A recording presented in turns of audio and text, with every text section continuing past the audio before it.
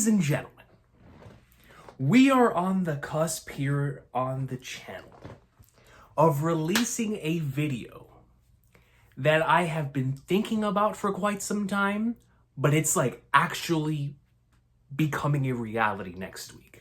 Thanks to Big AJ and Big Fiji for coming up with the idea / concept of updating our favorite anime and manga arcs list for 2025. So AJ is going to be releasing his list around this time next week. So I told him I'd have a list ready as well. You know, we talked about this in our last podcast, so you already knew this was coming if you listened to that podcast. But that's going to be next week. And so I've been thinking a lot, going back through a lot of my favorites to see how things have changed. Because honestly, the last time I did an ARCs list, I know it definitely wasn't on YouTube. It might have been somewhere online, like either on Twitter or in a stream, where we must have talked about it.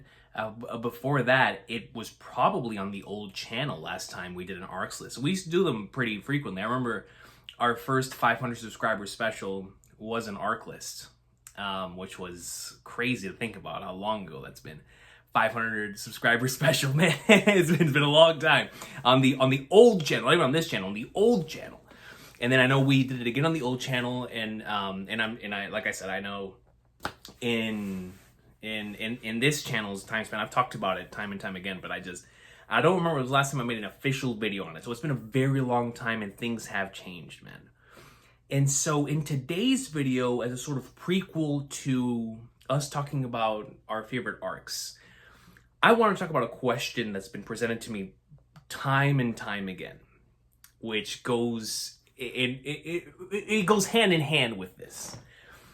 And that is why it is that I rewatch / reread or replay so many of my favorites.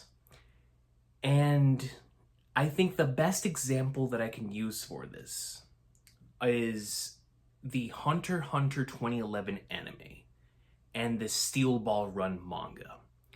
Two anime manga got into back to back towards the beginning of this YouTube channel that I re-experience either every year or every couple of years.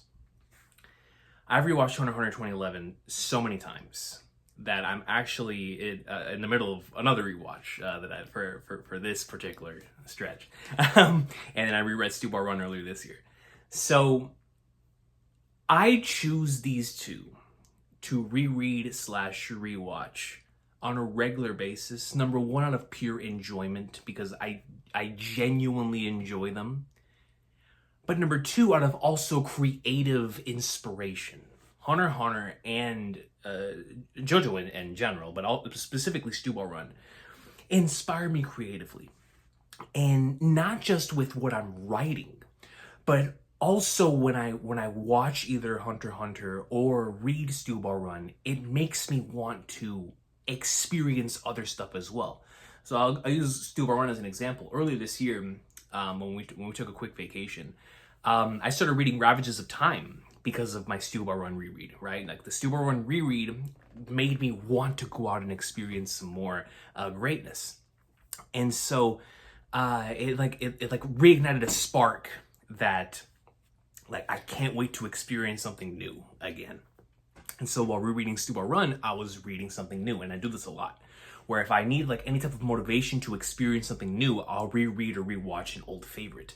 And that'll immediately get me in the mood to go out and find something new.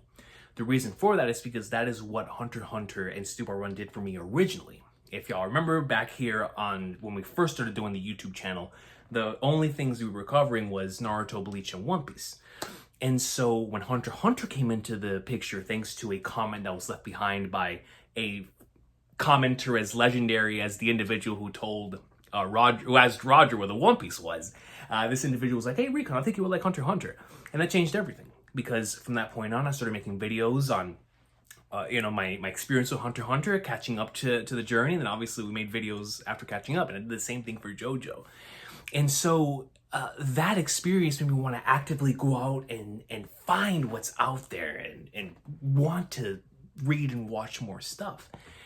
And so rereading and rewatching and or replaying not only reminds me how much I enjoy the material that I'm experiencing, but it also inspires me to want to continue to go on the adventure of experiencing more stuff that will make me feel the same way that those make me feel, right? Hopefully in a different kind of way, obviously, but in an endless search for that next thing, right? I'm sure we all have that.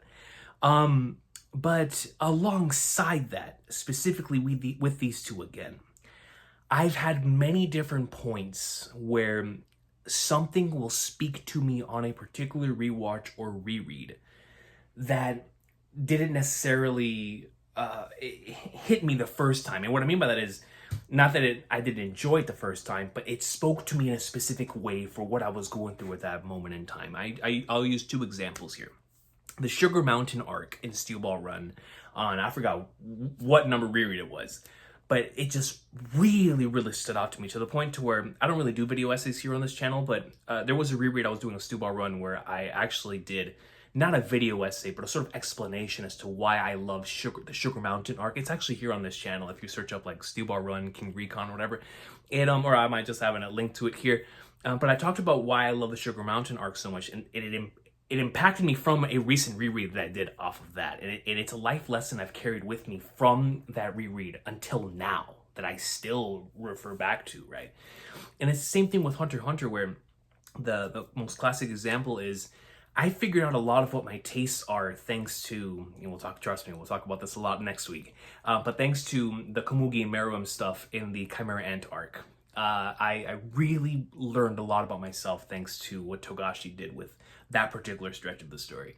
And so I always think back to that as like a key pivotal change in the way that I interact with fiction. Not necessarily in terms of, of analysis or anything of that nature, just of figuring out my tastes. What do I enjoy looking for within my stories? And so those are, one's a personal example, one is also a personal example, but more so in regards to taste. The other one legitimately, with impacts, and Hunter x Hunter has impacted me in 100 million ways, but those are just two specific examples there. I feel like that to me is exemplified by those two, but it can apply to anything, especially those that I've rewatched and reread more than any of the others, right? Which is those two, and especially like, the Narutos and the Bleaches and the One Pieces, and even outside of those, like if I'm like rewatching Chaya Fudu or something where, or Berserk, that I've gone through multiple times, and I feel like I'm a different person each time that I experience them. And because of that, something different's going to resonate this time around. It's number one, like I said, a great reminder as to why I love this thing. But number two, you see how much you've changed as a person as the reflection of who you once were and who you are now. It's presented within this thing that you've been interacting with for a very long time. Y'all know how much I rewatch and reread One Piece. I see that a lot in there, where I'll remember who I was when I was like 15 years old, going through a specific arc and just seeing the journey that's changed, but how much I've also stayed the same, and that type of stuff. There's multiple different reasons why I reread and rewatch. Some is for comfort, like Bleach is a huge comfort series for me, man. I can sit down and watch Bleach and I'm good. That's like what The Office is for other people. That's like what the big three is for me, right? And then there's other cases where you have something like Neon Genesis Evangelion, where I'll rewatch that, similar to what I was just talking about, to where it's sort of like a reflection. Same thing with Monogatari. Ever since I got into the Monogatari series, that's one where the arcs be like standalone stories that I rewatch on their own a lot, for sort of similar reasons that I've done for so many years with Evangelion. Where, like, a quick example, I rewatch Tsubasa Tiger at least like 3 times a year. It feels like I do. Because it's just something that speaks to me personally. Number one is a comfort thing that I can always lean on whenever I'm feeling down or whatever. But number two, it also serves as a great reflection. And because of that, there's multiple different reasons why I reread and rewatch my favorites.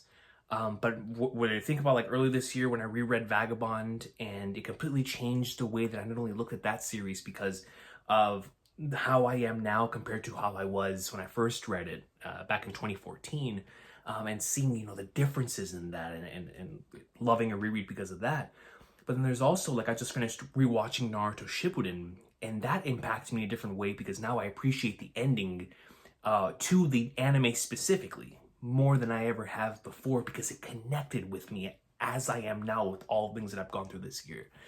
So I feel like I rewatch and reread my favorites for a plethora of different reasons. But I think at the very core of it, it is that idea of you're not the same person yesterday that you are today, and you're not going to be the same person tomorrow that you are today. So I allow the rereads, the rewatches, the replays, like I said, to not only be that sense of comfort, that sense of, oh, I'm back home, or whatever the case may be. That happens a lot with like FF7 or something like that. But it also serves as a great either reflection or a moment of introspection or a moment of creative inspiration that'll make me want to go out and create something, whether it be here on YouTube or on the page, or it'll make me want to experience some more stuff. You know, like the Vagabond reread earlier this year made me want to experience some stuff as well. Like anytime I go back and get in that groove, this happens to me a lot with the Naoki Urasawa rereads. Like I'll reread a Naoki Urasawa series. I love rereading Billy Bat. Like whenever I do my Billy Bat rereads, I will dive like deep into like 4 or 5 different manga at the same time. Obviously shorter than those, and I'll knock those out. That's actually how I got into one of the ones that really impacted me last year. I'm trying to remember, it was a baseball manga I just absolutely adored. Don't remember the name of it off the top of my head, but it was a marvelous read, and it was thanks to a Billy Bat reread that I was doing last year. So that's what I look for in regards to rereads and rewatches and replays. It's that moment of either like creative inspiration or a moment of reflection, introspection, where, you know, they all serve different purposes, but I think at the end of the day, they all revolve around like a similar type of thesis. And so I will continue to do rereads and rewatches and replays until the end of my days, because it's just something that I've been so used to doing. And I always say that I think it goes back to whenever I was younger and I had no memory card, and I would like replay the same levels over and over and over again on my favorite games, and it caused me to learn the ins and outs and have even more questions and create. And the same thing with like the old VHS tapes and stuff like that, where it's like you rewatch and rewatch and rewatch and rewatch. And I feel like I just carried that habit where I always gained something different, like from each one, or you just enjoy singing along to the words. You know, whenever you're a kid, you're like, oh yeah, he's about to say this, and he says it. You know, it's that type of satisfaction. But I think there was also that sort of spark that was also ignited whenever I was a child, that because of the endless repetitions, you know, something it would make me want to go out and experience something new, you know, or whatever. So I feel like that's always been around, and it will always be around. And as long as I have the desire to rewatch and reread my favorites, I will also have the desire to experience new stuff as well. I always like to have a good balance of both, and I feel like as long as I have a good balance of both, then I will definitely, then all of this stuff will continue to impact me in the way that it has for all of these years. And so in the short of it, that is the reason why I rewatch, reread, replay so many of my favorites. And when we talk next week about my favorite arcs, y'all are going to see how many of them come from those rewatches, rereads, and replays. Some of them that immediately impacted me upon first read or watch or whatever, but others that it was just a reread or a rewatch that completely changed everything and made it a forever section of that story that stuck with me personally, for one reason or another. So next week we'll talk about that, but think of this as sort of like a prequel to the favorite arcs list next week. But please, if you are someone that also rewatches your favorites, let me know why in the comment section down below. It could be the simplest thing, or it could be something long-winded like what I've discussed here today. Either way, let me know in the comments down below why you do or do not rewatch / reread your favorites. as well as the reason why, or your favorite arcs, if you're excited for next week's Tuesday video as well. So I will see y'all then. Thank you so much for watching. Take care. Have a blessed one. And listen, man, there's some stuff back here. If I just move out the way, you might already get some hints as to what's going to be in that video. I'll see y'all then.